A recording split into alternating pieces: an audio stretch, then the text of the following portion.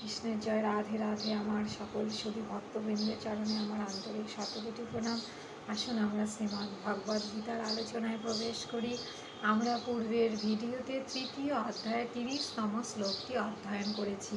সেখানে প্রভু কি বলেছেন, যখন একজন ব্যক্তি নিজের দেহ, আত্মা, মন, প্রাণ, এমনকি সমস্ত ব্যক্তি, বস্তু সব কিছুই পরমাত্মার চরণে আত্মসমর্পণ করতে পারে, অর্থাৎ সব কিছুই পরমাত্মার, আমাদের নিজস্ব কিছু নয়, তখনই কিন্তু তিনি কি করতে পারেন, সংসারের বন্ধন থেকে মুক্তি লাভ করে পরমাত্মার কাছে পৌঁছতে পারেন। এবার আসুন প্রভু কি বলেছেন দেখুন। আগের শ্লোকটিতে প্রভু কি বললেন, নিজ সিদ্ধান্ত জানালেন, এবং পরের পরপর 31 এবং 32 এই দুটি শ্লোকে প্রভু কি বলেছেন, সেই সিদ্ধান্তের পুষ্টি সাধন করেছেন।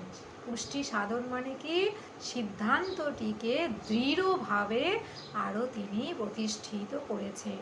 এবার আসুন আজকে আমরা 31তম শ্লোকটি অধ্যয়ন করি।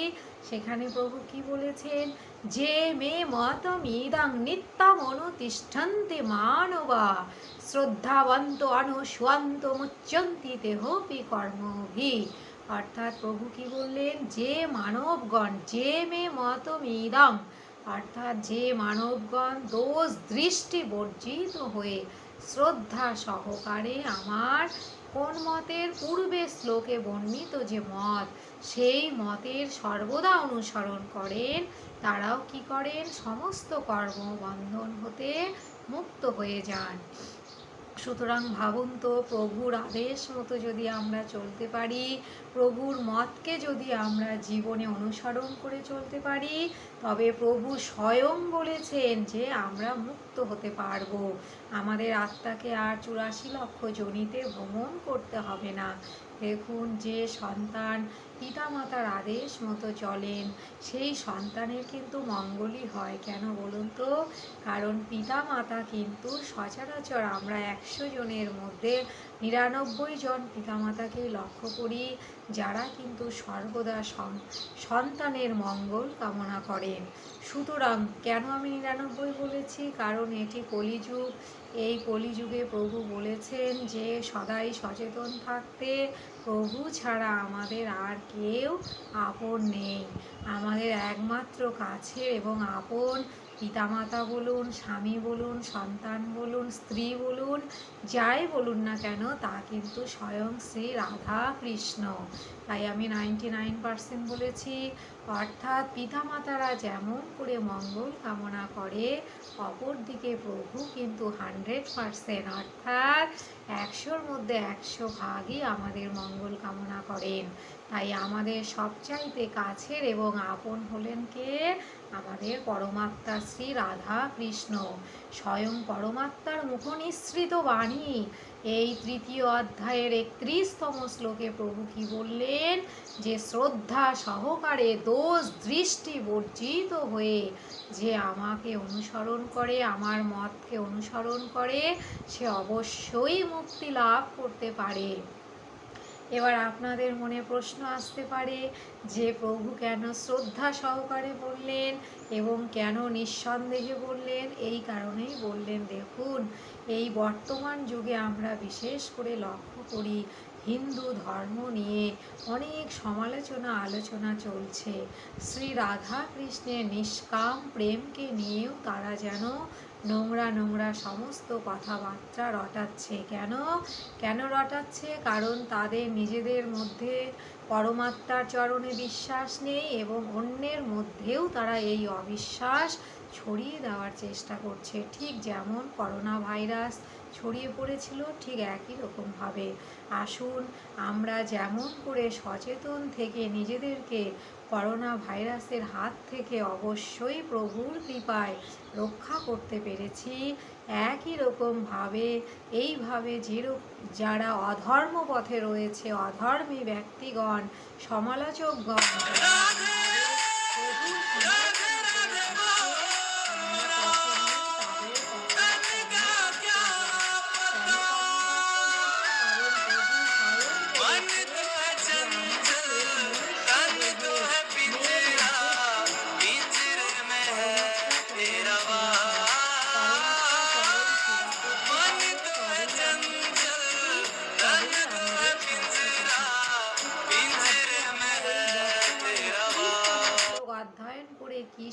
অর্জন করলাম? এই শিক্ষা অর্জন করলাম যে আপনজনের মতের সঙ্গে আমাদের অবশ্যই বিশ্বাস রাখতে হবে। দেখুন, আপনজন একজন পুত্রবতী নারী, তিনি কিন্তু সমস্ত পুত্রের জননী। ভাবুন তো, একজন পুত্রের সম্মুখে তার গর্ভধারিণী মা ছাড়া অন্য কোনো মাকে যদি এনে দেওয়া হয়, সেই পুত্রটি বা সেই কন্যাটি কি সম্পূর্ণরূপে খুশি হন? হন না। কেন? কারণ তিনি তখনই সম্পূর্ণরূপে খুশি হতে পারেন যখন তার কাছে তার নিজের মাকে এনে দেওয়া হয়। একই রকমভাবে আপনি যতই কোটিপতি হন, যতই পাঁচতলা বাড়ি তৈরি করেন না কেন, আপনি যতদিন না আপনজনকে কাছে পাবেন, ততদিন কিন্তু আপনার আত্মা কখনোই মুক্তি লাভ করবে না, আপনার মনেও কিন্তু শান্তি বিরাজ করবে না। সুতরাং আমাদের কি মনে রাখতে হবে? আমাদের সব সময় এইটি মনে রাখতে হবে, আমাদের আপনজন হলেন পরমাত্মা, স্বয়ং ভগবান শ্রী রাধা কৃষ্ণ। আর স্বয়ং ভগবান শ্রী রাধা কৃষ্ণের মুখনিসৃত বাণী শ্রীমদ্ ভগবদ গীতা তত্ত্বজ্ঞান নিয়ে যদি আমরা নিজেদের বাস্তবে পরিচালিত করতে পারি, তবেই আমাদের মুক্তি, তবেই কিন্তু আমরা পূর্ণরূপে শান্তি লাভ করতে পারব। প্রভু বারবার বলেছেন, আমিও বারবার আমার শুধু ভক্তবৃন্দের চরণে নিবেদন করতে চাই, দেখুন, এই সংসারে যাবতীয় ব্যক্তি, বস্তু, পদার্থ, এমনকি আপনি যে দেহটি লাভ করেছেন না, সেইটিও কিন্তু এই প্রকৃতি থেকে পেয়েছেন, প্রকৃতিতেই বিলীন হয়ে যাবে। অর্থাৎ সব কিছুই বিনাশশীল। একমাত্র আপনার শরীরের মধ্যে যে আত্মা রয়েছে, সেই জীবাত্মা পরমাত্মাই হলো অবিনাশী, সনাতন, যার কোনো বিনাশ নেই, এবং যা কবে সৃষ্টি হয়েছে, কবে ধ্বংস হবে, কেউ আজ পর্যন্ত বলতে পারেনি বা বলতে পারবে না। কারণ স্বয়ং ভগবান ছাড়া কারো পক্ষে এটি বলা সম্ভবপর নয়।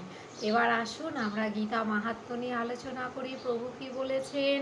যশ সৌভাগ্যম আরোগ্যং লাভাতে নাত্র সংশয় দ্বৈতানাং প্রিয় ভূত্তা পরম সুখম স্নুতে।